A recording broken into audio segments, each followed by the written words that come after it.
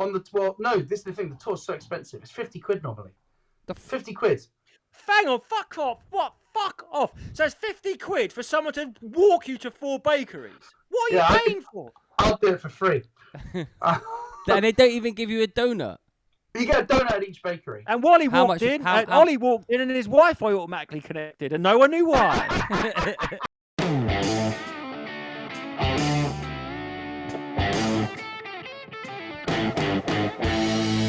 Welcome to another episode of the Three Speech Podcast, joined today by Mr. Jussie P and Ollie Horn. Welcome to the pod, guys. How's it going? Hello. Yeah, well, I'm in Norwich. Yeah. I'm in You're London. in London. I'm in Edinburgh. I've just done the opening weekend of the new comedy club, Hootenannies. It was good. Yeah, how was it? Yeah, do you know, legitimately good. I've got a theory about comedy clubs now, that they need soul, right? That there needs to be something about the space that's interesting, and that this place is in a converted strip club, right? Where you've been. And if so those walls could talk. Yeah, it's funny. When Darius turned up, the Wi-Fi just connected automatically. We don't understand why. So, but it's interesting that people get really excited just walking into the space. It's got like these bright red carpets with like glittery wallpaper, and like everything about it just has this like slightly kind of seedy vibe. And I really think that sense of like of awkwardness and unusual space genuinely helps. It was such a playable gig. They didn't fill out the first ones because it's still like a soft launch. Which I think, there's a joke about it being a strip club and the word soft, but I'm not on form. Because of erections or something. That's right. That's right. That's how that That's works. an IKEA joke. All the parts there, you got to put it together yourself. Yeah. Exactly. And it's full of sweets. And so it was. Did you say sweets? Not already, Ollie. Can you just talk about anything other than fucking food? They have got, but yeah. So I think it's going to be a success. I think Edinburgh has got the market for obviously Monkey Barrel, which is a good club. The Stand, which I don't play. I'm doing a trial spot next week, but it's because you're a Nazi. Why? Oh, they don't have Nazis. They won't let Nazis go there. Oh, really? I don't. Yeah, some Scottish politician said that. Oh yeah, I heard about that. Yeah. That's why they don't put Leo. But yeah, it's brilliant. I'm pleased, and it's just nice to see, like, you know, people like Rick's been a friend for a while, and it's just nice to see something he's worked so hard on actually come to life. It's so hard starting a business. Has he been a friend the exact amount of time he's booked gigs? No, I can see through you, Horn. No, we like got on after he stopped booking Monkey Barrel actually. Yeah, he used to book Monkey Barrel. No, he doesn't. Right. Anyway, but yes, it was good. It was really good. It was nice. And I when you say soul, it sounded like you actually mean character. Do you mean like the space has got to have a bit of character? What I mean is like, okay, the theory I've got right is in Kuala Lumpur there were two comedy clubs, and both have kind of shut down for like in different reasons. The one which did the best was the one which was like in a slightly unusual place. It was like a converted office above a bank, and like, you know, the walls were literally built by comics. Like, so the brick wall was built by comics. So it looked a bit janky, and like nothing was kind of quite perfect, but it was just incredibly playable, and people got excited when they walked into the space. The other comedy club in town was in a unit in a shopping centre, really like crisp and clean, like an expensive video. Shit already. Exactly right, but like expensive video wall behind really like nice professional lighting. You know, top of the range sound equipment, you know, clean glossy menus and bar service, whatever. But there was a less exciting space to be in. So my theory about comedy clubs is so much of an audience's enjoyment is not just about what we see on stage, but their whole experience. And I think going to an unusual space really helps. And I think they're onto a winner with this converted strip club. Have you known that the clubs in London, basically like the toilets are a hate crime? What? They're so bad, aren't they? Your Wi-Fi is breaking up or something, Justin. What have you done?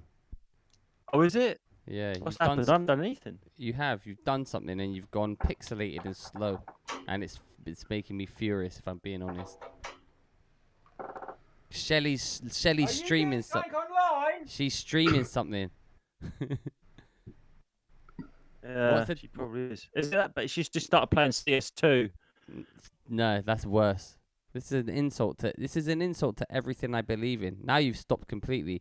What's the difference? How do you find Edinburgh when the festival's not on, Ollie? What do you think of it? I think it's such a nice city to live in. Like obviously London's kind of where you need to be to work, but I really love being at Norwich.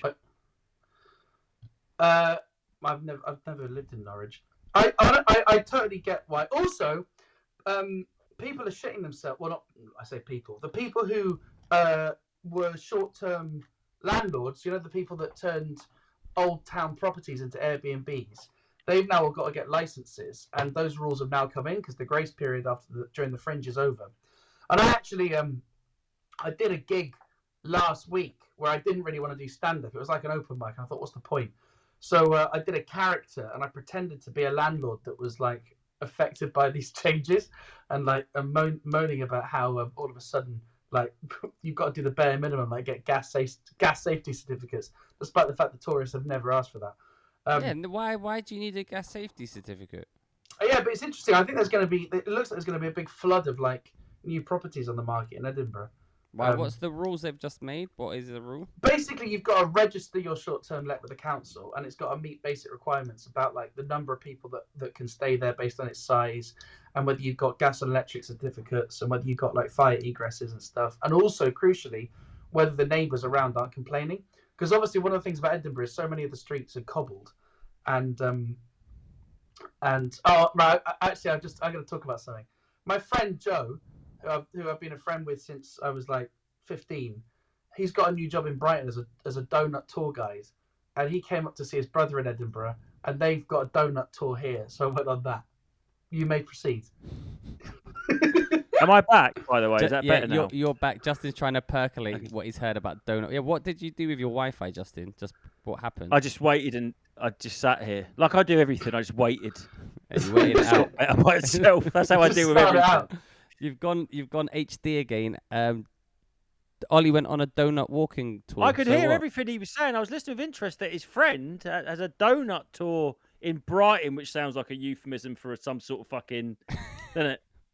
Touring all the donuts, and then they've got one in Edinburgh as well. So a donut tour is just going around It's Greg's. Ridiculous. Here's Greg's on the high street. You go to the 24-hour garage, you can get some Krispy Kremes. You go to 4 different donut shops, and it was, to be honest, I got it for free, obviously, because it's a friend. What are the donut shops in Edinburgh? So we started at a really good one called Kilderkin on Grassmarket. Yeah. And then the other you get good free one donuts? on the no, this is the thing. The tour's so expensive. It's 50 quid normally. 50 quid. Hang on, fuck off. What? Fuck off. So it's 50 quid for someone to walk you to 4 bakeries. What are you paying for? I'll do it for free. And they don't even give you a donut. You get a donut at each bakery. And Ollie walked in, and his Wi-Fi automatically connected, and no one knew why. And what was the donuts? How much are the cost of the donuts? Well, they are quite expensive. I mean, look, if you're thinking in terms of just like getting donuts, obviously it's more cost efficient to go and buy donuts. But the tour guide, she was nice enough, and like, you know, she talked a bit about Edinburgh history that I didn't know, like talking about stuff on Royal Mile and Grassmarket. Honestly, would I pay 60 quid to go on the tour? 60? You said 50. Just gone up a tenner. Yeah. Fucking inflation, bruv. One of them is 60, one of them is 50. The Brighton or the Edinburgh one. I don't know which is which. This sounds like a pub crawl for recovering alcoholics. No, this sounds. You don't need to drink. You can have fun with donuts. You know what this is? This is when people talk about white privilege.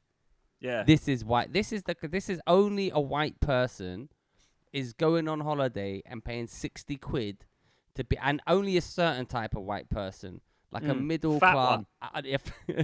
Fat, not even a fat one, like this fucking rich Instagram influencer kind of went to private school and now, I'm on holiday.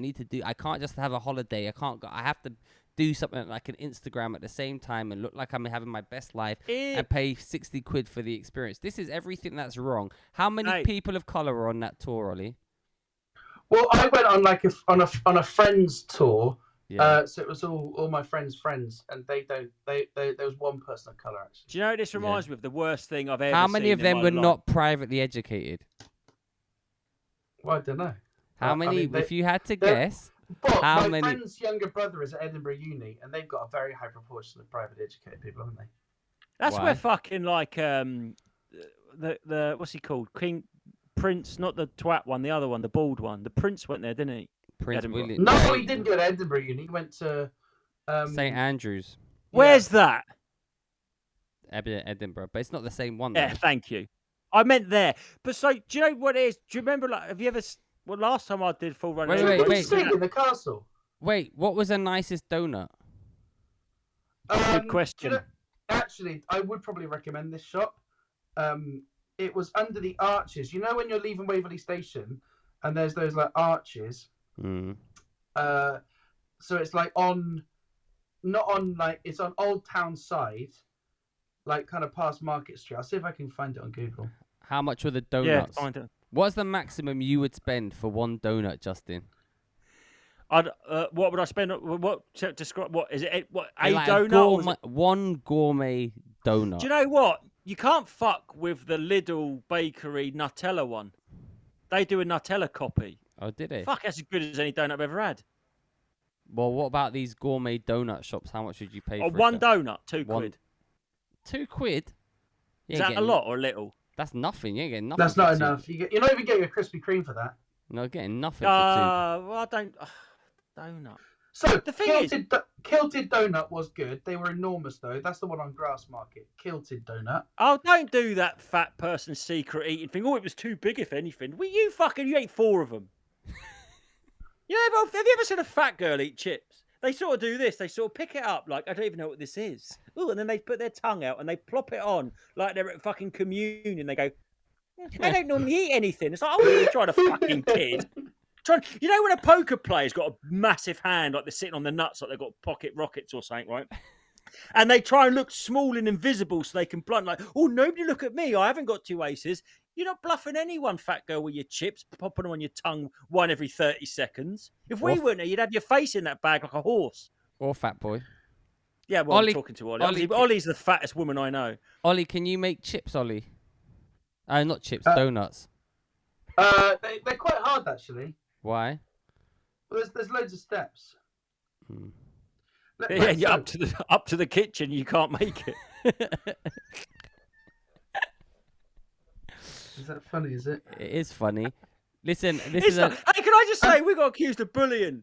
It's When? funny because, well, we did because you just Who? said Darius about bullying him. You Who said bullying about Ollie? What for? apparently, I don't Bull- know, but like you were saying about privilege and that. How is it that that people would say, oh, if you're from a place of privilege, they would say about critical race theory and that it's impossible for a black person to be racist against a white person because the white person is from a place of Ollie's privileged more than me, so how can I be bullying him? He went to Oxbridge. Yeah, but you're like a big mean school bully and you're bullying Yeah, Ollie. but he's because he's higher than me. He's got higher status than me. No, not I don't. not on this Institutionally- podcast. No, not on this podcast. He doesn't. No, but in life he does that. Yeah, but the people only problem. know. But people only know you through this podcast and only know Ollie through this podcast. And he's a beaten down fat little man because you beat bully- him down. You bully him more than me anyway. I don't bully Ollie. And I think anyway, he's how can it's not fantastic. bullying? It's just more like a roast battle where Ollie hasn't agreed to do a roast battle. That's what it is. So the place which had the best donuts was Rumours Coffee. Fucking. I like the Can't time. get him off that food thing, man. Once it's locked on, it's like a pit bull. You cannot get him off that food thing. XL So bully. This is it. If you Rumours, that's what you got to go to if you go to Edinburgh. It's a very short walk from the station. Where? That's the one under the Of course arches. it is. Anything How that was much a were long the- walk, you wouldn't have made it. What donut did you get? Well, I actually didn't have a donut. I cheated. I got one of their scones, but What? they Fuck did you, scones. posh, bruv. I don't even know what that is. You're the poshest fucking bloke I've ever met. Americans You need call to meet more people. American call scones biscuits. Yeah. Because Yeah, they're they wrong. call biscuits cookies. Yeah. And they morons. call chips Fries and crisps chips. and pavement. Is a sidewalk. Have you seen the pavements lift. in New York are covered in Oh, water? oh yeah. Have you seen how flooded it is? It's like up Yeah, to your flooded as fuck, man. like up to your chest, man. New York is just attacked by the weather, snow, rain, sun. It's a weird place. It's like they got off the boat and they were like, "This place is fucking too hot in the summer and too cold in the winter. Yeah, let's just build a city here." They should have just gone on a bit and built a big city like in a more hospitable area. Yeah, but It's like the worst bit. there's nowhere really that hospitable in America. Every one of them gets like proper. Chicago gets freezing and boiling in the summer, so they're all like. I thought I was going to die in Chicago because how cold I got. But remember, I was there in January, and all I had was like a leather jacket, and I had to stop and go in. Is it Nordstrom? And I had to buy 2 hoodies and a fucking North Face thing. I've never been so. They call it the Windy City because it's like really windy. Yeah. Well, and the wind comes down off that big lake, and you can see Canada across it. If the Lake globe, Michigan. Yeah, and I was so cold. And you're right, New York's sort of like it's too hot in the summer, isn't it? And too cold in the winter. But remember in New York when we went in and it was summertime. We went for a drink in the pub. It was summertime at like 4 p.m. Like no jacket required. We went out again about 8, and it was freezing cold, snowing. Like in about it turned from summertime, like I said, 6:30 tonight. It turns into like US winter time, and it literally turned overnight. But isn't it funny that English people are obsessed with talking about the weather, and I always thought it's because it's so changeable. In New York, their weather's more changeable, but they don't seem to talk about it as much as we do. We're just boring cunts, isn't it? We talk about the weather too much. Well, no, their weather doesn't change. It's like when it's winter, it's winter. You when just it's summer, said... it's summer. Yeah, but that was the change though. That was the one day that was the change when you were. Oh right, well I happened to be there for that. Yeah, because I thought it was like that all the time. No, you didn't. You're a liar.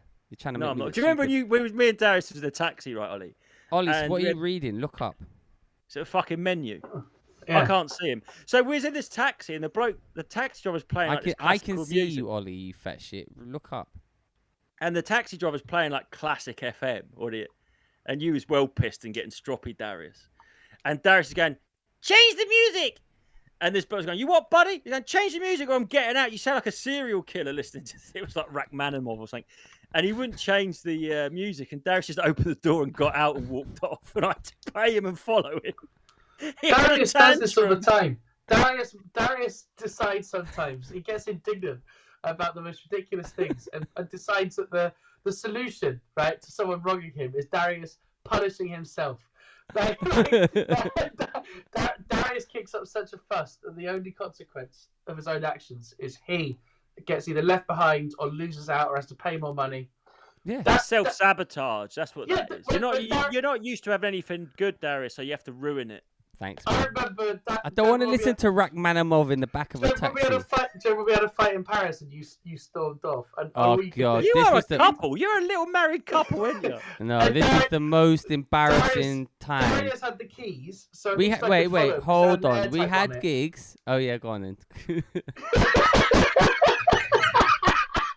Darius thought he was being clever by storming off.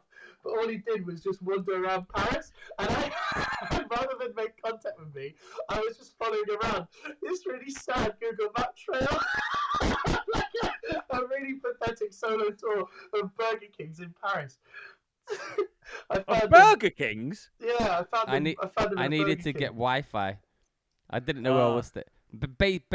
Oh, that was awful. That flipping trip to Paris. We went to Valencia. We had a lovely time. Yeah, Valencia was great. We had like 2 nice days, and then I got in a right strop. I think we got in a physical fight because they don't have donuts. He goes, "What's this fucking croissant? It's too savoury, man." I think we went to Angelina. I think it was there that we had a fight. Well, no, that was rubbish, that place. I mean, it was nice, but not what it was worth. What about Lawrence Fox this week? Like everyone's saying, it's a free speech issue. It just happened when we did the podcast last week. I don't think it's a free speech issue per se because, like, people are allowed to think what he said was cunty. Of course they are. Yeah. So that's the thing. Like, you can't go like what he said after. I don't think he should have lost his job. I think he should have been warned. Did he even have a job? Yeah, he had a show there. So what happened was he was talking to Dan Wootton about having this thing. I wouldn't shag her, right? Now, that's not a free speech issue because that's just unprofessionalism, right? So he should have been. He didn't say that actually. Technically, he said nobody who isn't a cuck incel would shag her. Which is even worse, right? That's like like really unprofessional language, right? Like that's not a free. For me, a free speech issue is like you can't talk about vaccines or you can't talk about vaccine passports. But you were never allowed to kind of go on the news and just be like, yeah, she's got a good argument, but I wouldn't isn't that shag the her. problem? Isn't that the real problem here? GB News is kind of like this weird grey zone between a news channel and a comedy chat. It's like, I think it's not Comedy Central and it's not Sky News. It's like this weird hybrid. Yeah, I think there is that as well. They're on the guise of a news show or a current affairs show. He was obviously doing a bit, whether you think it's funny or not. But was he doing a bit? Wasn't I don't think the intention was being Did funny. you see the personal messages? He goes to Dan Wootton this Dan Wootton, like he grassed Dan Wootton up. Like that's I saw that. He took like the rat, like it's like Dan Wootton didn't throw him under the bus, but Lawrence Fox perceived to be. Dan Wootton's days are reportedly numbered anyway because of the byline investigation about him making up all these fake anyway, the point profiles is, I was going to make, in their private messages, their DMs, Lawrence Fox said, "Oh, I love making you laugh. I live for it." And that Dan Wootton said, "Yeah, I can imagine the gallery having kittens. It was so funny." So he was doing it was trying to be funny. Whether he was doing a bit to the audience or doing a bit as a sort of in-joke to make Dan Wootton laugh, I don't. But that's the thing. It's a news. Is it a news channel? Is it a comedy channel? You're going to get problems where you've got those two. They're odd bedfellows, aren't they? You're talking about issues. Yeah, but seriously. The point is, it's like that joke was. I think people that say it's misogynistic and crass are right because, like, she's not the right victim for that kind of "I wouldn't shag her." Like, it's kind of fair enough. Because she's quite fit. Well, yeah, she is, but I think it's fair enough. Well, like, you could justify that kind of joke of like. I think that's misogynistic. Because she's ugly. Yeah, she is. But like, now hang on, that is more. I don't know. Because she's ambivalent. There's at least some kind of comedy in judging Suella Braverman by how good looking she is. I'm not saying it was funny. Listen, I'm not saying it was funny. I'm saying I think he was trying. I don't think he was entirely serious. I agree. Hyperbole. I agree with you. You know what's interesting? If he'd have said that on Headliners, which is an actual comedy show they put out at 11 p.m., it would have gone down all right. It would have been fine because it's a comedy show. And I think it's interesting that Dan Wootton show. You don't know, is it a comedy show? Is it a current affairs show? I think the whole channel's got that problem at the minute. It looks like Sky News, but it's trying to be Comedy Central sometimes. I just think there is a little, and I'm not slagging it off. I'm just saying. Have you done it, Justin? Have I done it? Yeah. No. Darius I'm always too busy, mate. Comedian. I've done it. I'm not busy. I know. That was the joke. No, but I mean, I would do it. But I just think... Oh, did you see Francis and Constantine were on Joe Rogan last night again? Oh, yeah, I listened to it. Oh, I was coming home from my gig. I haven't listened to all of it yet. I've listened to... They've come back for a second time? Yeah. Yeah, they're on again, Being invited out. Wow. Yes, because I know Francis has done it. But, yeah, so I think... Look, what he said... Look, if we're comedians, me and Darius are comedians, right?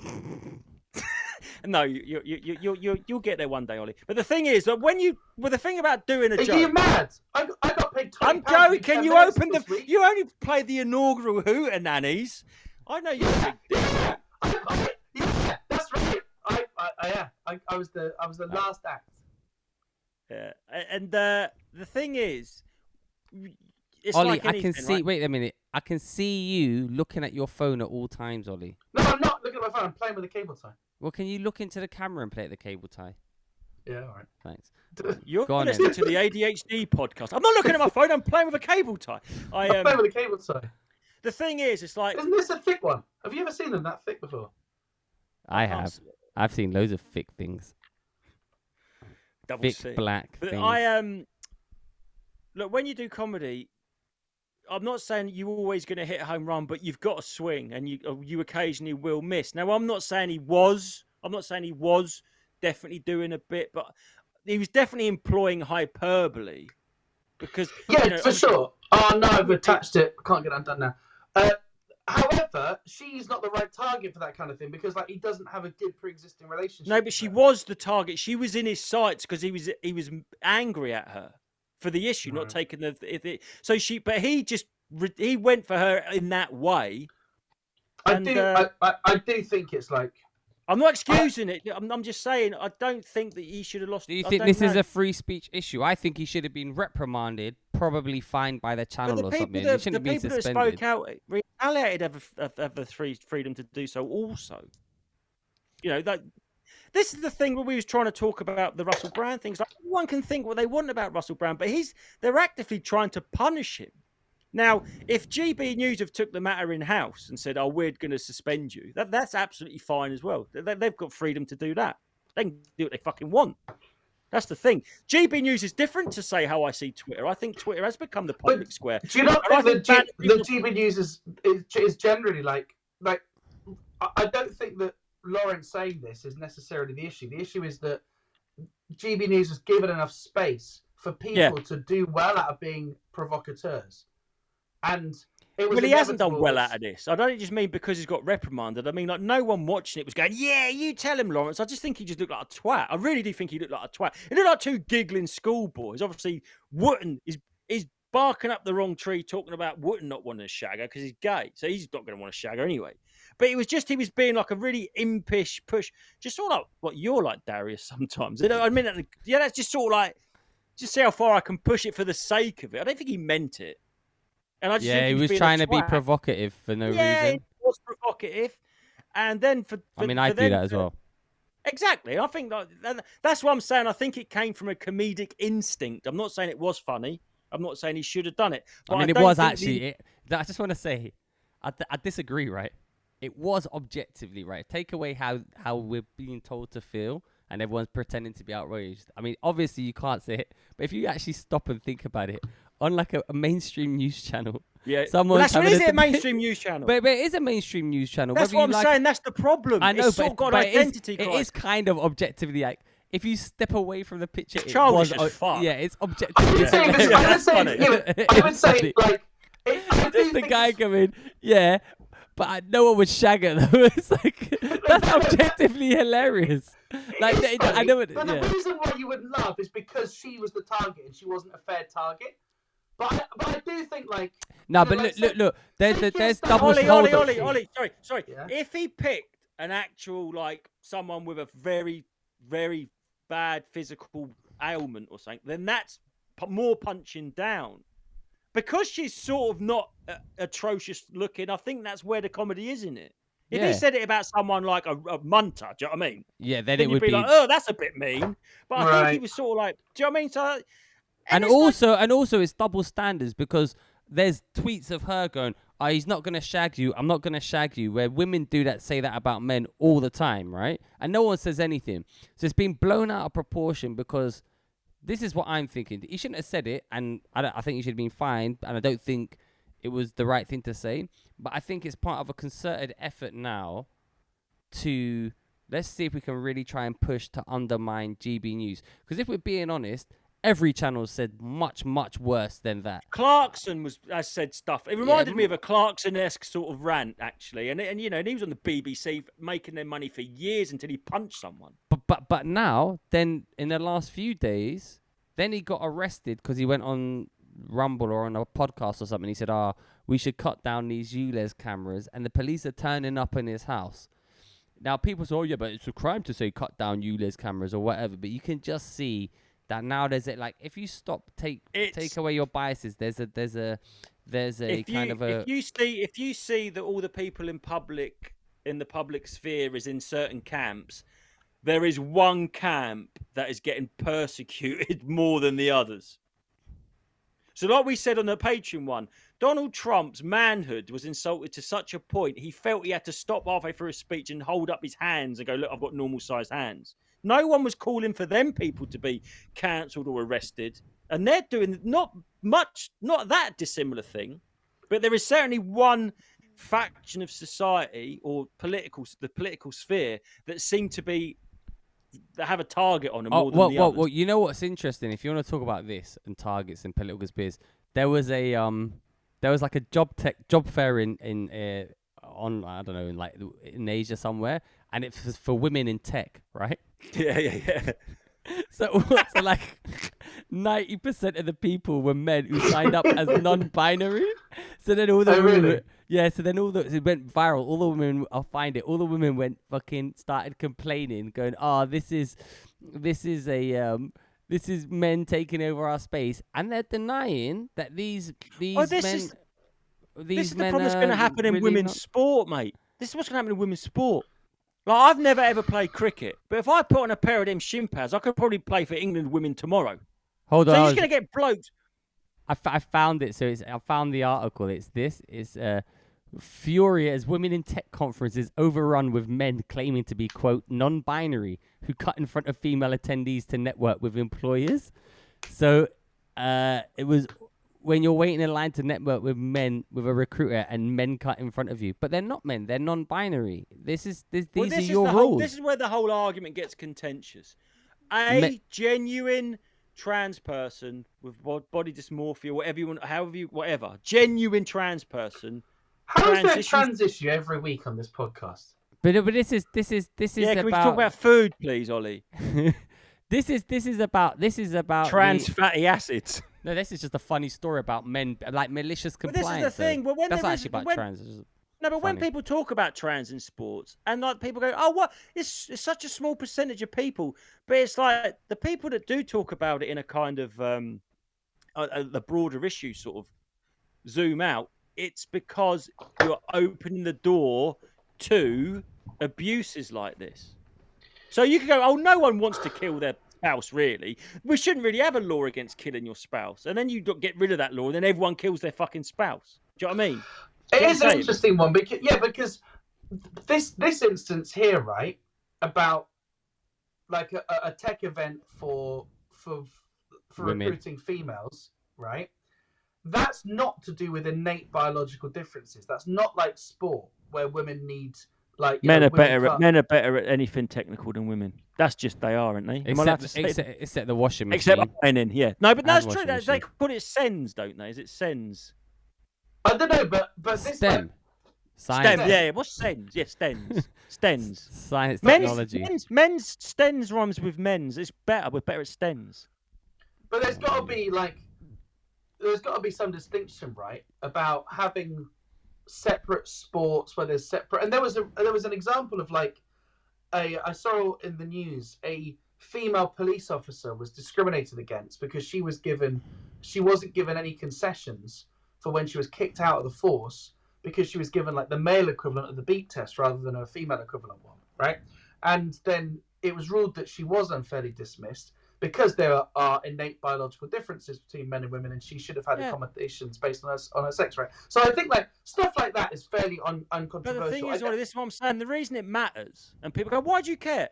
The reason it matters is because I can already see a loophole in the future where a police man, a male police officer, starts getting really fat, and they go, "Oh, you got to do your bleep test next week. If you don't pass it, you're going to get the sack." And he goes, "Oh, I'm a woman now, by the way," and then he can pass it because it's a different, slower beep test. So that's why it matters. Do you see what I'm saying? Well, they've just changed. Well, hasn't they just done the law? They've changed it where they said just now from the party conference where they said if you're a sex offender and you're not allowed to change gender. Oh, this is just whistling. Apparently, some trans rights charity, I read about this on Twitter just a moment ago, they did a freedom of information request to like 100 different NHS trusts. There was not one single complaint about a trans woman being in a woman's ward in any of the trusts. So a lot of this is like imagined outrage. That like no one. Yeah, but Ollie, you did law, right? And you know that the idea is you create the law before the crime becomes like an epidemic. You see what I'm saying? But there's nothing. There's no evidence at all that there's been a. That doesn't mean that you shouldn't safeguard against it being abused in the future. Potentially, but I guess my point is that the fact that this is like taken so much of the Conservative Party conference and all the headlines are about this speech, like I think it's uncontroversial that women are women and men are men. Just be real, mate. The reason it's such a big thing is it's a distraction, isn't it? It's 100%. An easy thing. Yeah, it's distracting away from all the other clusterfuck. It's the easiest headlines, and it's like that. Holy shit! Exciting news! Police are banging down the door outside of someone's house. Go film it. I'll live stream it in real time. I don't know. Just take your laptop over there. That's what I'm doing. All right, That's why you need to live in Norwich. We don't have any police here. I gotta go in 5 minutes. Well, don't you want to see what's happening with the police? I'm gonna have to. Yeah, switch but cam- I want to see this. Then I'm gonna have to switch cameras and wait, hold on. How this Is it that? I don't want to give away where you live. You can't. Hang on, 'cause you live, Darius, are you sure you want to give away where you live? yeah, because that place opposite is really distinctive, isn't it? Where that woman smokes Alright, like well, 90 I'll watch cigarettes. outside and see if Have there's you anything. noticed, Ollie, that when you look out the window, there's always that woman smoking outside? Yeah, Hold on. Opposite. I think you know that particular business that's there, Yeah. right? I don't reckon they've got any work to do. I reckon no one's using them for any. What is it called? 9/11 Airlines. I can confirm there's a woman smoking outside. Yeah, She fucking loves it, mate. But currently there's just a police van and a car. They must have I broken reckon in. her lungs When are I hear made out some of the same when I hear black some box. commotion, I'll look out and tell you what's happening. Right. What's the last thing I can jump in on before I unfortunately have to go and live my life? A bouncy castle, because everyone else would fly off. Well, we were saying about that funny? GB. So what do we think? We think, but I do think. I think Lionel. I think it's not a free speech issue with the Lawrence Fox things. That's why Can I we don't know. talk about Dan Wootton's fucking grass, mate? Oh, they grassed him up. No, Yeah, that was Lawrence, sorry. Lawrence, I got that wrong. Lawrence Fox is a grass. Dan Yeah. Wootton tweeted that woman and said, sorry you said that, whilst DMing Lawrence Fox and saying that was funny. And you can think both. You can find something funny and also feel bad that it happened. So it's not really that hypocritical. And Lawrence Fox has shown, you never show DMs. That's bad. There should be something about DMs, showing DMs. The DMs are DMs, mate. To be honest, I did that once and I felt bad for it. Yeah, you should. Yeah, it's true, isn't it? Imagine just going, what? I've got the sack for saying I said. I got the sack for something I chose to say. I'm also going to take him down as well. That was like that seemed unnecessary. I think for him, I could kind of understand where he was coming from. It's like, what? Don't you just throw me under the bus? So this happened He with threw me. himself under the bus. But this happened with me though. But what I booked a gig to do Hate and Live. A comedian pulled out, but was publicly. Yeah. Oh, I remember that. That wasn't nice. But she kind of made. But the person who pulled out kind of made it look like my thinking was, oh, it looks like I fucked them over before. So here's what actually happened. When they told me they weren't doing it, I was fine with it. But in hindsight, I regret posting that because if I'd have not done that, I wouldn't have done it. So I shouldn't have. You're right, and I let my. But that's not even. You know what? That was more legit than what Fox did. Well, my one was to say, hey, look, this is the story that you're hearing isn't the full story, but still, I feel bad for posting that. Exactly. So does she still talk to you, or is she annoyed with you forever now? I think we made some amends. You said you saw her and said. The worst thing is the funniest thing about that whole thing is that we never really gigged together. Then that happened. Then we were booked at the comedy store the next night, and I walked in, and they were furious with me, and I was like, they were going. I'm just gonna say I don't really bring her back into this, but they were going on about, oh, Leo's a dickhead, and I said, listen, I'm not Leo. What Leo says is Leo. I'm different. Leo's Leo. I'm Darius. He does his own thing. I do my own thing. I apologize for. Can I just say that thing where people would be like, "Oh, do you want to do even this podcast?" It's like, look, I've done things with people that are frowned upon on the circuit. Jim Davidson. Yeah, and you know what? He can't make me Joe say Pasquale. something like, fuck that! I won't give that fucking loser. But I am. The thing is, Right, that's not nice, man. There's a limit, Ollie. There's a fucking limit. There's a limit. Can I just say I saw your newspaper article where you said my favourite comedian is Joe Pasquale. Yeah. And it was in like the Star. Yeah, that's right. That well-known comedy audience. Yeah, everyone reading the Star's favourite comedian is Joe Pasquale. It had no impact whatsoever. Was it supposed to be ironic? Because everyone was like, yeah, he's great. No, so this is the thing. I kind of, my show this year at the Fringe, which you can see November the 3rd at the Pleasance Theatre in London, is all about... Wait a minute, 38, Who directed 30. I just want to make a timestamp to cut that out. Okay, 30. My show is about me unironically thinking that Joe Pasquale's... Hey, do you want to hear how I pissed off Stewart Lee? Then I'll go. Yeah, go on then.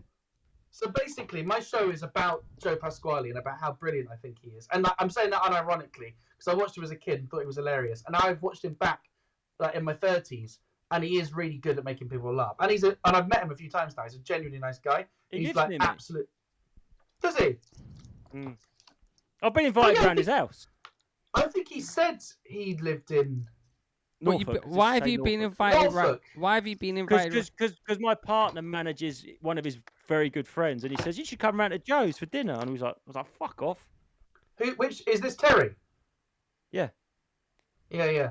He's a super nice guy. And Did you hear his heartbreak then, Derek? No, that was the exact moment that you were heartbroken. When? What? When I got invited to dinner around Joe Pasquale's house and don't want to go. I've been invited to Joe Pasquale's thing. Listen, I've sucked Joe Pasquale off.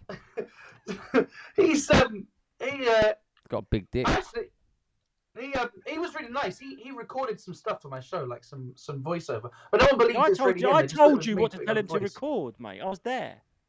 I know. Oh wait. You helped a lot. I gave Ollie a lift from Bristol to London. That was nice. And sorted his whole show out for him in one car journey. Yeah. Oh, actually, Anyway. Ollie did tell me you did do that. Actually, he did agree. He did. Yeah, it was nice, wasn't I? Yeah, he Oh, did. really? He did off the camera tell me that you gave him the best advice for his show. Yeah. Better than my advice, which was to don't do it. Up. Yeah, give up. Grow up and stop talking about wrestling. That's my advice. Anyway, so my show is me defending Joe Pasquale's joke theft. That is ironic, obviously, right? Yeah. Anyway, my PR, right, is friends or maybe used to represent or whatever, I think, or knew at least, Stewart Lee's new girlfriend, right? Mm-hmm. And I had a rule in my PR that he wouldn't tell me who he was bringing in. Like I said, I didn't want to know if there's a review or something. But he would text me if he was coming, and he'd sometimes say like, "I'm bringing a friend." And I got really. And then what happened is, so I knew that my PR was going to be there, and he was going to bring a friend, and I didn't know who it was going to be. I got to my venue 15 minutes before my show, and Stewart Lee was there in the waiting area for my show. And I thought, oh my God, because I talk about Stewart Lee on my show about how I'm Team Pasquale. And I thought, oh God, this is bad. So I went straight up to him, because I met him once before. I said, oh, we've met before. And he went, oh, is it Ollie? I went, yeah.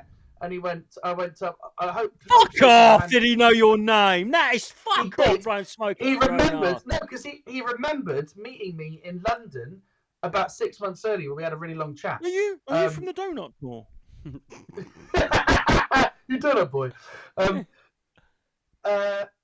Anyway, nice. Like, he was nice enough to begin with, right? I went, oh yeah, I remember, maybe I said, like, he put two and two together. Anyway, I said, hopefully shaking your hand's a good omen, because I'm talking about you in my show in about 15 minutes. And I thought that would be like a nice thing to say. And he gives the most Stewart Lee response. He just goes, why? I went, well, because my show is a defense of Joe Pasquale's joke theft. And I thought that's a funny thing to say, right? To Stewart Lee, he's like, one of his most famous routines is tearing Joe Pasquale to bits. And he didn't take it in good humour at all. He just went, well, that's hypocrisy, because Stewart Lee has gone after... Richard Hammond is not a comedian. He did who's the bloke who did the pear cider advert? He did like a half hour on him. Oh, yeah. Welsh guy. Mark. I know. Mark Watson? I don't know what he's talking about. Mark Watson. Yeah, Stewart Lee does this thing, and he defends it by going, oh, the comedian Stewart Lee attacks other comedians. Like it's a character he plays. Yeah. And he's done it to Joe Pasquale. And now he's got the hump because you're doing it. Well, the point is, right, so I thought he'd find it funny when I was like, oh, my show was in defense of Joe Pasquale's joke theft, right? He didn't find that funny. He just started to explain to me why I was wrong. And then he started to list out jokes of Joe Pasquale's that he's nicked and who wrote them originally. And I went, yeah, look. And then I was obviously the conversation was like beyond repair. So I tried to salvage it by going, no, I know joke theft's a bad thing. In fact, I've written an article about it. And then that didn't help, right? And so in the end, he basically leaves the conversation without saying goodbye. Like, neither of us, I don't think, were very gracious. And this was like now 5 minutes before my show, and I'm thinking, I'm really just in a bad place. And I'm also now like wondering if he's coming to the show because, as I said, he's dating someone who I know my PR knows. I thought there's an outside chance she's I don't know, whatever, right? Why would he be in the queue for my fucking venue? Anyway, and I did the whole show not knowing if he was in. So every time when I mentioned the dispute between him and Pasquale, like I stumble over my words, it's really eggy and awful. Show ends, house lights go up. I can see that he's not there, and it's like a big sigh of relief. And I just say at the end of the show, I was like, oh, there's a bit of a code here. I had an altercation with Stewart Lee before the show started, and I think I'm now Team Pasquale. So I told this whole story to Joe Pasquale, right? And the funniest thing is he just doesn't give a shit. He just went, yeah, I don't care. I don't care. Like, There's no such thing as joke theft to that generation. They didn't write any of their own jokes. well, that was kind of Joe's kind of joke he made to me. He's like, I don't have any jokes, do I? I just prat about. And he's kind of, obviously he does. What's the joke that about that people often say to me, "What are you doing in my garden?" or whatever? Oh, that was Killington, or what's his name? Yeah, the big Tash, didn't he? Yeah. Irish guy. Wasn't it Redmond? No? Oh, Redmond. That's right. Yeah. Do you know that joke, Darren? No. People often say to me, "What are you doing in my garden?" No, it's get out of my garden. It's a funny joke. It's very deadpan, and you go. People often say to me, "Get out of my garden." Joe, they're saying in comedies, if you have to explain it, you're probably talking to Darius. Well, it's like I really like that kind of anti-comedy. I remember Richard Herring doing a joke about doing one of those mother and baby gigs, like what we did in Bristol, right? And yeah, yours was anti-comedy. You came in on me doing well. I know that was a hard gig. That's because you was eyeing up their rusks.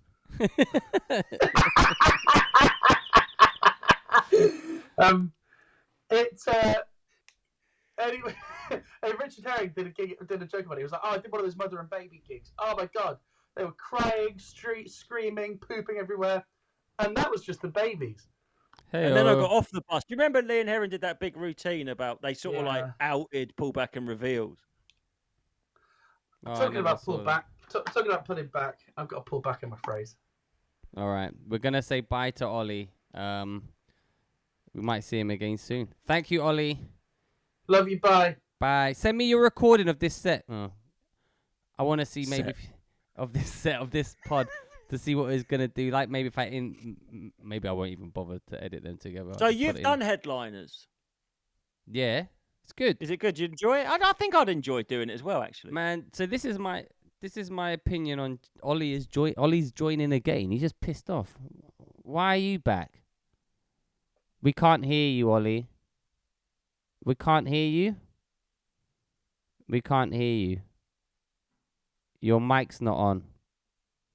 I can't hear you. You can hear you now. What are we saying? Well, just as I left, you went, "Send me your," and then I forgot that I didn't hear because I cut out. Send me your love, he said. Send me if you've got the direct file for this, send it to me. It might email it to me over, because your audio sounds really shit, and I need to lower it. Oh, I didn't record local audio, I'm afraid. I didn't either. Was I supposed to have done that? I thought sometimes it just records. You should have told me to. No, I think sometimes it just records itself, saves it anyway. If it has, let me know. I got this from the pound shop. Proper vinegar. You don't see that very often, do you? That's interesting. Do you know about vinegar? Most vinegar you get in chip shops isn't actually vinegar. Yeah, this is proper malt vinegar. What is it then? If it's not vinegar, it's vinegar condiment. Actually, I could if you want. It's a vinegar condiment. It's made from like some sort of acid and water, but it's not actually vinegar. So This is the real stuff. Yeah, I love vinegar. What's your favorite vinegar? I'm gonna bring it down. This. Oh well, there was a time when I would have said balsamic actually, but it's not anymore. Ollie's gone. Yeah, just fucking drive-by food talk from Ollie there. Just sort of like swings by, gets us talking about food, and fucks off again. Listen, I think GB News. I kind of. It's interesting that you mentioned that it's a mix between comedy and news. It doesn't quite know. Like, is it? I think the audience don't know. That's the problem. I mean, I think GB News is for comedians. It's been legitimately great. Like, if you're in comedy, definitely.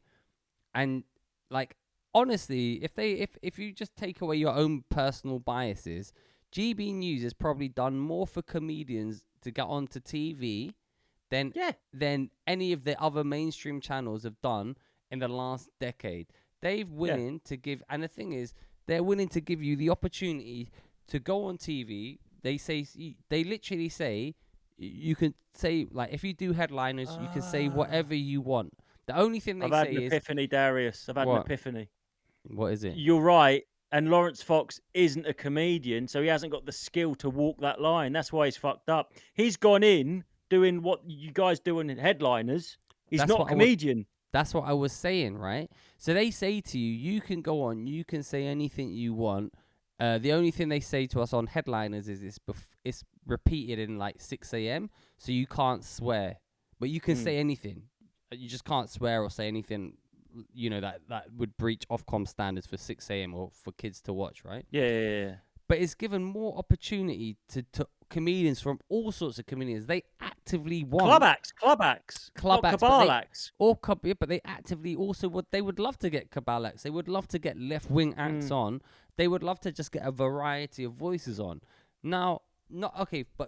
So you get paid. It's an opportunity to get paid, but it's an opportunity for someone like myself to get on in front of. Learn what it's like to be in a proper studio when you've got an auto cue there, a guy the presenter there, big cameras, lighting, makeup, preparing. So it sets you in good stead for this podcast, doesn't it? Well, this podcast is today's not being but it's different because you can do a podcast. But so the first time that's a joke. Yeah. You just saying like professional. The first time I did GB News, to be honest, right, I was on Al Vance. And that really heightened up my kind of anxiety. I've stopped taking it now. I only take it as and when. But it made me super anxious. So I kind of came across as nervous on screen. And no, you're tweaking. A little, no, but I was also a bit nervous, and it amped. No, but I know, but that's the thing. I was you're a little bit nervous, but you're amphetamine, basically. Okay, but then I've been on it when I wasn't on it, and I was a bit nervous. But now I'm more comfortable. I know what I'm doing. I'm comfortable, and I'm confident in what I'm saying. And it's about. It takes a long time for you to go on stage and say what you want to say as you say it off stage and you present that, right? And it's the same on TV because we did it the other week and I was on with Catherine and she was like, I'm a bit nervous. Like, I was like, oh, don't be nervous. It's just us. But suddenly when you got big cameras and you actually stop, there's people watching it. It's nerve-wracking. And they've given worried about saying the wrong thing is a big thing, isn't it? I mean, I to be honest, I'm not. I'm just make sure I don't swear or say anything stupid. That's what I mean. Yeah, but they're so I think they've done more for comedy than BBC or like BBC. Turn it on any show, turn on any podcast, turn on anyone. It's just a revolving flipping range of the same acts. And if it's not the same acts, look at this new act. It's a derivative of someone who's just come before them, and that derivative will probably be. I guess that's the thing with GB News. I guess their sort of USP is it's like we have comedians and pundits talking about the things that other people aren't talking about. What? And like I say, so you've got Lawrence Fox who's gone on there and tried to. He has tried to be funny. He's tried to be funny. You know what it is though? Yeah. He's gone on the Dan Wootton show, right? If he'd have said that on Headliners, I think it would have been fine because it would have been under a comedy show. Dan Wootton's show, though, is a weird hybrid of it's like an entertainment news topical affairs show. Yeah, because he used to be like an entertainment guy on like GMTV, didn't he? He was like wasn't he? You know, they used to have that Ross guy. He was like the LA correspondent. Wasn't Dan Wootton like the sort of TV guy that would come in and talk about like Strictly and that? Yeah, I don't know. He was like the showbiz correspondent. Yeah, he's the showbiz guy. So I mean, that's why he kind of felt like, maybe it's more like a comedy show. You should be like, look. But they're definitely but the point I'm making now is I think he was wrong to say that. I don't think he should have been suspended. I don't actually think this is a free speech issue. I think this is a journalistic, not integrity issue, but this is a journalistic the only kind of thing like I'm worried about is issue. The reason I kept bringing up the fact, and this might be a sort of well-trodden trope, but like if you insult, it seems to be that in society there are protected classes. Like you can say, "Oh, you're an incel. You're a useless little man, a dweeb that can't get laid," and that's fine. Say it to a woman. It's like women are like the protected species that you can't. I think if a woman had said that about a man, there'd be nothing to see here. You know what? If a woman, I agree, but kind of disagree. Right? I think. How dare you? You can say anything you want, but you have to have the skill. That's true. And I'm saying I hear. Yeah, no, I agree. If I hear people using the insult, no one would want to have to sleep with you. I definitely think that traffic more is aimed at males from Oh, females. 100%. 100%. And I just think that because it's gone the other way this time, and he's overdone it, and he hasn't done it with any sort of finesse. Not that he should have done it in the first place. Here's the thing. Had it been, say it had been Owen Jones saying it about a right-wing female commentator, it would have been fine. It would have been fine. Exactly. It's definitely. So I'm saying the direction of flow in the eyes of, and this isn't the law. But everyone knows this. Everyone should be equal. It shouldn't be like everyone knows that. But what's more pressing for me is the fact that now the police have been around his house because he went on a podcast and went, "Oh, cut down these ULEZ cameras or whatever." And you can see now they're definitely. If he hadn't have said this. If he hadn't said both things, they probably wouldn't have gone to his house. It's definitely kind of targeted. It's targeted. This is what I'm saying. This is what I'm saying. Like, oh, let's shut him down. He's becoming a bit of a nuisance, and he's same with Brand. Same with Brand. I'm not saying he didn't do those things, but they wouldn't have been doing this 4-year investigation if he wasn't getting mouthy like he is now. Both things can be true. Like there could be technically we can go and search his house for saying this thing about ULEZ, whether you want to call it incitement to violence or incitement to cause criminal damage. They wouldn't have gone if he hadn't have done this as well. It's they want to be seen to be taking down the right people. But and here's the thing. This is where it's another thing of double standards, because they're saying, "Oh, we've gone in there because he's done incitement for cutting down ULEZ." Fine, if that's the reason, fine. Then go and stop all the Chris Packhams in the world, all the Gary Linekers in the world, all the other side, all the Just Stop Oil. Go, yeah, you should be Just Stop Oil, and it's your right to go and do this, this, and this. So it's for me, it's the hypocrisy. But that's always evident. But they're both sides are hypocritical. But this is, for me, particularly hypocritical. Like, Chris Packham has been online saying you should cause civil disturbance and do stuff like that. He never gets the police around because it's civil disturbance for climate change. Because it's deemed to be the right side of an issue that isn't even black and white. But for me, this is the whole thing. I don't even see myself as a right or left. Because we do this podcast and because you've been people, oh, you're right wing. I mean, I voted for Jeremy Corbyn, right? I mean, maybe that was a mistake, but I believe in a fair society for all. But with the right thing. Don't like Jewish people. I love Jewish people, but the point is, it needs to be.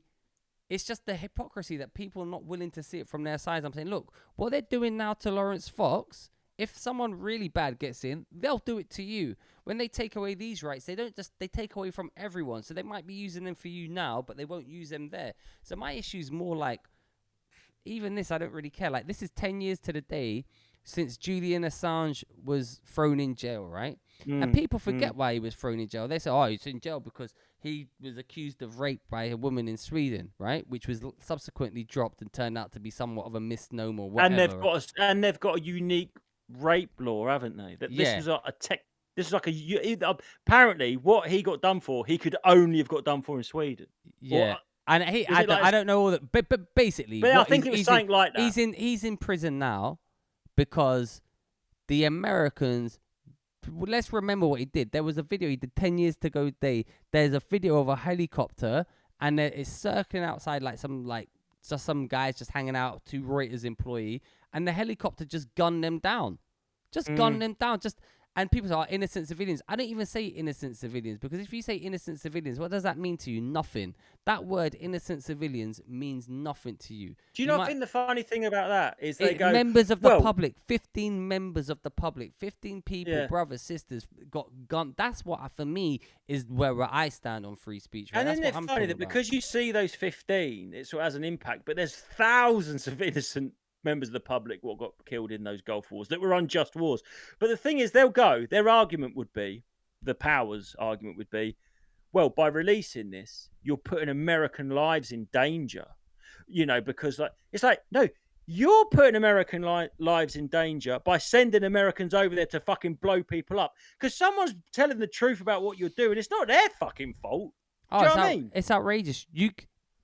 Julian Assange. That's journalism. That's journalism. But Julian Assange is being punished for the crime of revealing the crime. The actual crime is not being punished. That's that's it's illegal to shout. It's illegal to shout fire in a crowded theatre unless there's a fucking fire, in which case you're a hero. Do you know what I mean? Yeah. Like, he was shouting fire, but they lit the fucking fire, and they're doing him for it.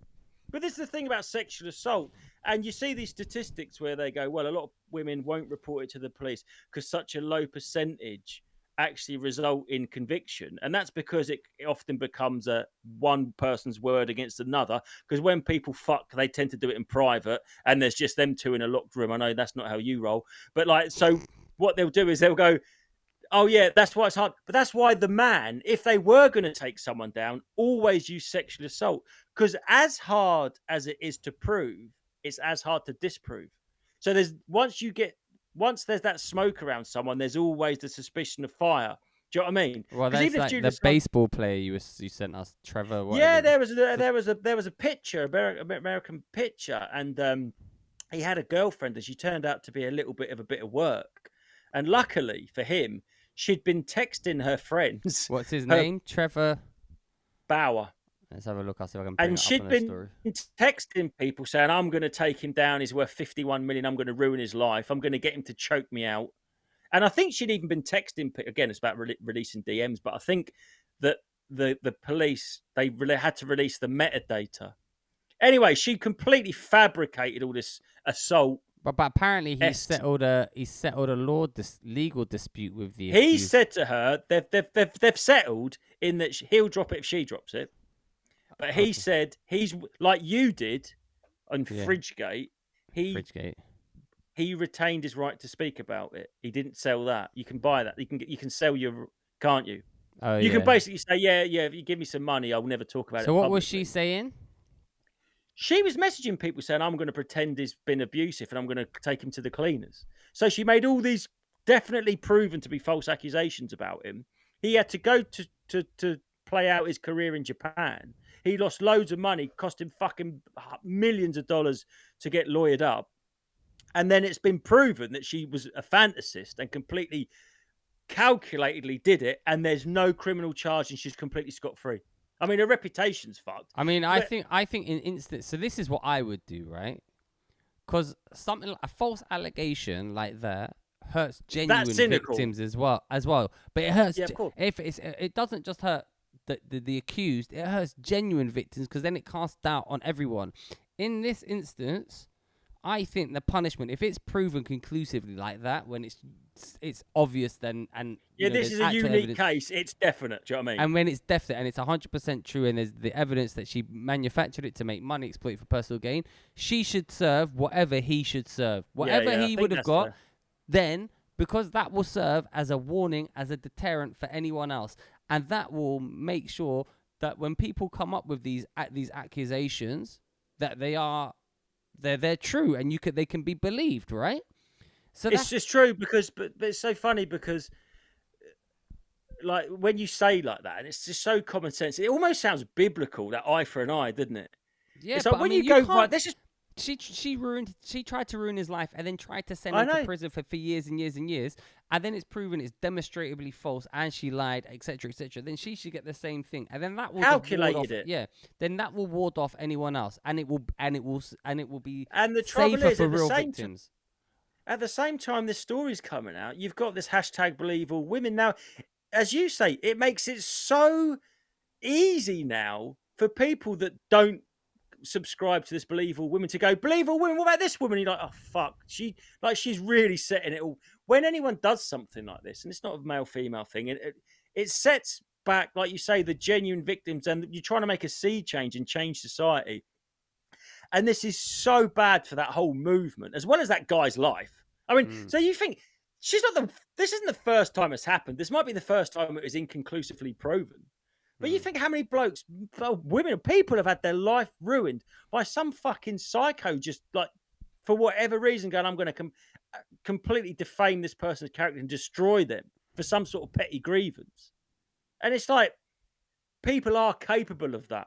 People, and you sort of think, oh, no one would drag their own name through the mud to get at someone. Oh, yeah, they fucking would.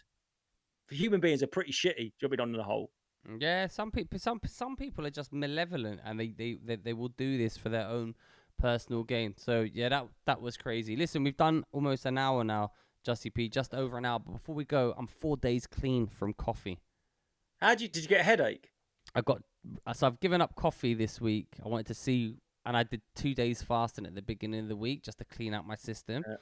So for the first 2 days, I got really bad headaches, but now they've kind of gone. Yeah, they will. Good. But caffeine withdrawals are a bitch, man. I've had a cup of Earl Grey tea, so there's probably a little bit of caffeine in there, but 1 cup. But I want to try and get rid of all stimulants out of my system completely, so then I can see. Is this sort of like? Is this a sort of reaction to realizing the Alvance? Like, do you think that's sort of I'm just thinking like my sleep's always bad, and then I was like watching this video, and they were like, "Yeah, you drink a coffee, it's got a 5-hour half-life in your body, right?" So even you might not feel the effects, but even after that, it still lingers around, so it interrupts your sleep. Even if you drink it like early in the afternoon, it still has an effect. So I'm like, you know what? When I was a kid, I never drank no coffee. I never did that. I had so much energy. Let me just try and get back to base levels and add and try. And also, I ate some bread last week, and then that night I couldn't think clearly at all. And it just occurred to me. Oh yeah, carb brain fog, man. I just couldn't think. I was like, what's my set? What's the next thing I had to say? And I was like, what's happened? And I realized I'd only had toast, right? And I realized that was it. So what I'm trying to do now, I fasted 2 days, get everything out of my system, and I'm going to just try it. Let me see. I've eaten this is a reaction. I've taken that, this is the reaction. So I know what's happening. So the coffee, I had 2 really bad days.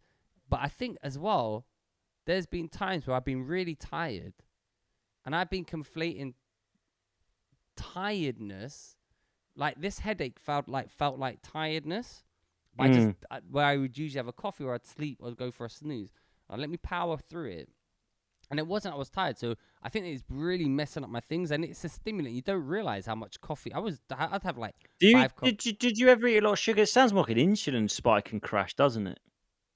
Like when you get super, super tired during the day, I think it's insulin related. Maybe. I don't know. But so this week, I've not had coffee or anything. To be fair, I've not had a lot of sugar, and I've been really careful. But I don't really eat that much sugar either, or carbs. No, but carbs are sugar. Like a slice of bread is just sugar to your body. It doesn't make a difference. Yeah, well, maybe in that case. So anyway, the point is, so far, I think I've got like my energy feels like it's more steady and slowly going up. So I'm gonna see. I'm just taking it easy. To be honest, it's annoying. You sound like you're halfway to starting up yoga or something, mate. Well, it's annoying because I like coffee in the morning. I like it. So it's like I drink so much coffee. Yeah, but I'm gonna try and see if it tries my. I did this thing once. It was an apple fast, and you ate nothing. It was so hippie. It was like you had to eat apples, but they had to be locally occurring. So like you couldn't get apples for that like, more than a 5-mile radius of where you lived. And you could eat as many as you wanted, but you could only eat apples and drink water for like 2 days because it's got like peptic acid or something in it. Oh, yeah. And apparently, mate, I got about, I think it was 3 days, and I did a day and a half, and I had this migraine. I mean, I've had a headache before, but this was like head in a vice, like fucking. I was like sitting there, my eyes closed. Do you know what I mean? Like from. I was in the end. I was like, was it? Yeah, yeah. That's what I think. That's what I had for 2 days. I had caffeine. That was me coming from. Yeah. But I was eating these apples. They make you shit like fuck, man, because you're just eating apple. And I was eating like 6 for breakfast. Do you know what I mean? If you want to fast, what I read is that you should take activated charcoal, and it stops you from being hungry, so you don't feel hungry. You take activated. I don't feel hungry on keto. I could go 2 days without eating. Yeah, but actual fasting though. Yeah. I could fast. I haven't eaten today. I normally fast about 5, 6 every day, and then I'll do 2 meals. I'll eat at 5, and I'll probably eat about 9. And then fasting about 2 to 3 days is if you can do a proper fast for 3 days, no food. Yeah, I see what you're saying. It's really 24 hours. good. It's really good for your body to reset the cells. I reckon it fights off cancer and everything. Yeah, I feel like it's a reset. So I'm gonna try and fast like once a month or so. Have you ever fucked with like enemas and stuff like that? Oh, you know, I had the colonic irrigation once. It was great. And then you feel better afterwards. Man, I came out. It was one of the few times my sister's friend saw me on the tube, She said, I saw your brother on a tube. His skin was glowing. What's he done? Yeah, it's so weird that stuff up your ass sort of like seems to affect your whole well-being. You sort of think your, that's just you know why? It's your gut bacteria. So important. They're finding out now that no one really cares. Man, I was I don't want to sound like a hippie, but like I told you, I'm trying to stop taking all this stuff and try and do everything. And then I'm looking at all the food I've been eating. I was like, man, I know they all say, processed food, and it's easy. Like, but yeah, man. So I'm just trying to keep it just chicken breast, steak. More than that, I saw this thing where this bloke was going, how long can you go without food, do you reckon? It's 30 days. Now, we've evolved so that we can go 30 days between eating. Yet most people, like Ollie, every 2 hours, he's fucking... It's an addiction. No, I'm serious. You think, like, if you haven't gone 5 hours without eating, you start panicking, but you're in a machine that evolved to do up to 30 days. The FDA and the farmers, and they've got us fucking addicted like pimps to their food. The food, listen, I'm the king of junk food. I love it. But when you think, like, when you don't eat junk food, you don't want junk food. If you can eat clean, it's like being on Alvance. It's like when you're on it, you sort of probably become blind to the effects. I saw you, I ain't seen you for a while, and I was like, fucking, you got to come off that shit. But you sort of, that's just your norm, innit? No, I knew Alvance was hyping me up. I knew Alvance was hyping me up. I kind of got acclimatized to it, but it made me speedy. That's what I'm saying, yeah. So then at the end I was like, this is too much. Alvance has its uses, and so does junk food. But I think do you think, honestly, serious, real talk, do you really think you've got ADHD? Yeah. I've got more than who? I think ADHD is a nebulous concept, right? Of course it is. But I definitely have difficulties settling down, procrastinating, doing that. I definitely do. But I also think there's certain protocols you can use that will help alleviate those symptoms. It is a thing. More cognitive, isn't it? But it is a thing, like, there's some people that can just, like, okay, they've got a task, it needs to be done by Friday. They'll sit down and they'll do it to Friday. A symptom of ADHD. Fucking nerds. Yeah, but that's the thing, right? But like, when I hear people describe ADHD, they're describing me. Yeah, you probably got ADHD. You've just become that's just a fucking... It's like any flaw in your personality, take a medicine for it. Yeah, but but it's not necessarily take a medicine for it, because taking a medicine, what Alvance was good for is, with this thing I can concentrate. I can stay awake and I can do all this. However, what I've subsequently noticed is with actual lifestyle changes, i.e., let me take all the stimulants away for the time being. Yeah. Let me eat properly. Let me go to the gym. Let me sleep Get well. More rest. I can do these things. But I'm not. I think ADHD is a thing, but I also think it's an easy thing for people to claim they have, and it's hard to diagnose it. But also a lot of people. Or it's hard to say you do or you don't. If someone says they've got ADHD and they present to you with systems, it's hard to say you don't, right? But people, what I also think is people learn coping mechanisms through their lives. Yeah. So they don't realize there's stuff you do that you think's normal. Drink. Yeah, well, you drink, right? So there you go. Yeah, I know. Yeah, but I'm saying, like, everyone fucking drink. In Western culture, we all fucking drink. Because we've all got, like, whatever this ADHD is, and it's a spectrum, obviously. Like, there are people with, like, severe ADHD. And then there are people that have got a little bit of... Some people that... it's sort of like when people go, I think I've got ADHD because I find boring things really boring. It's like, what are you saying? Like, everyone finds boring things boring. If I'm supposed to do the laundry, I find myself watching YouTube. It's like, yeah, that's every fucking body. Do you know what I mean? That's everybody would rather fuck off and watch YouTube than do the laundry. So it's like, it's obviously a spectrum, but it's like, I think, well, it's like they reckon that the modern school system was designed during the Industrial Revolution and funded by the factories to teach us how to be machines. It's like you turn up when the whistle blows at 8, you sit there for 2 hours, another bell rings, you eat your dinner quickly, then you go back. And they were just training factory workers. Well, it's nothing to do with education. They've got the Rudolf Steiner schools or whatever they call. Yeah, my ex-wife's families were rich Edinburgh people and went to those. It's like you do English for 6 weeks, isn't it? And it's like there's no. Yeah, I don't really know what Maraisi's kids do that, but he says it's good. Yeah, and of then- course they do.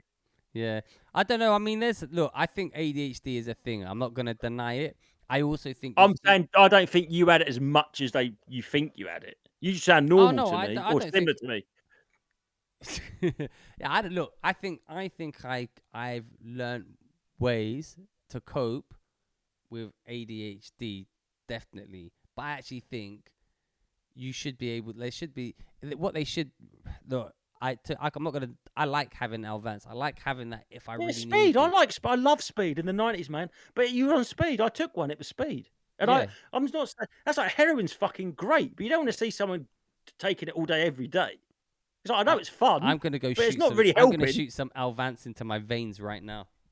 Gonna Yeah. go. Anyway, the point Hey, is, I was I'm off, in a cafe. I'm off all stimulants now. No, not even caffeine. I was in a cafe in Norwich the other day, and the bloke next to me was telling his friend how he used to cook up his smack with Orangina. And I'm sitting there drinking a coffee going, I've got to go drink somewhere else. This is fucking insane. Why don't you go on a coffee? Why don't you try and give up caffeine? All right, I will. I'll tell you what I'll do. Well, all right, I will do next week. All right, give up caffeine because I'll do it. I'll vlog it. If Yeah, anyone's interested. Vlog the caffeine. Look, we've done an I hour. thought you 15. were going to say alcohol. Then I was about to have a panic attack. All right. We've done an hour 15. We're recording another pod tomorrow, so maybe we'll put tomorrow's out. We'll see how it goes. Thank you for listening to this episode of the Free Speech Pod. This has been brought to you by highpoint.care. Use code 3SP for 10% off all your needs. Like, subscribe, leave a comment. It helps with the algorithm. If you haven't joined the Patreon, consider joining the Patreon. For just £5 a month, we promise to give you a Patreon episode every single week. We promise, but we won't deliver that. But just give us the money anyway. Give us some money failed anyway. promise is still a fucking promise. Yeah. That's right, baby. Thanks for listening. Bye. Bye.